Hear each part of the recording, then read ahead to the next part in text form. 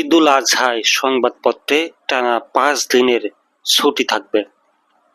আসন্ন ঈদুল আজহা উপলক্ষে সংবাদপত্রে 5 দিনের ছুটি ঘোষণা করেছে news paper owners association of Bangladesh.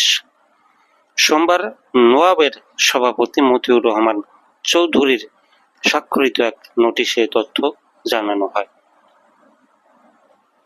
নোটিশে বলা হয়, নোয়াবের নির্বাহী কমিটির সিদ্ধান্ত অনুযায়ী আগামী 26 মে থেকে 30 মে পর্যন্ত ঈদুল আজহার ছুটি পালন করা হবে।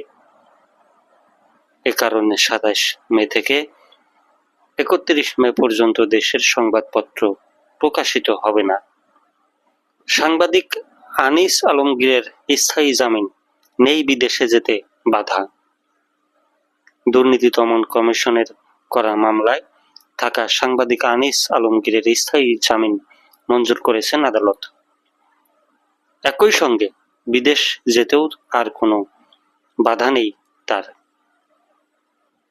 তবে তার ব্যক্তিগত হাজিরা মওকুফ চেয়ে করা আবেদন নাকচ করে মামলার তারিখের সশরীরে হাজির হওয়ার নির্দেশ দেওয়া হয়েছে।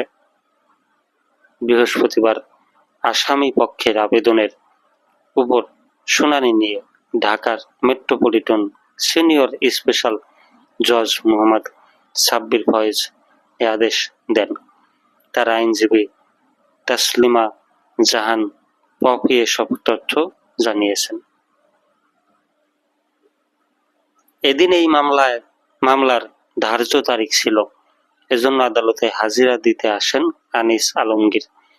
এ সময় তার পক্ষে স্থায়ী জামিন, ব্যক্তিগত হাজিরা মওকুফ ও যে কোনো সময় বিদেশ যেতে পারেন এ বিষয়ে পৃথক 3টি আবেদন করেন। শুনানি শেষে ব্যক্তিগত হাজিরা মওকুফের আবেদনের নামঞ্জুর করেন, তবে অপর 2টি আবেদন মঞ্জুর করেছেন। এর আগে গত 15 জানুয়ারি জ্ঞাত আয় বহির্ভূত সম্পদ অর্জন ও মানি লন্ডারিং এর অভিযোগে আনিস আলমগীরের বিরুদ্ধে মামলা দায়ের করে দুদক।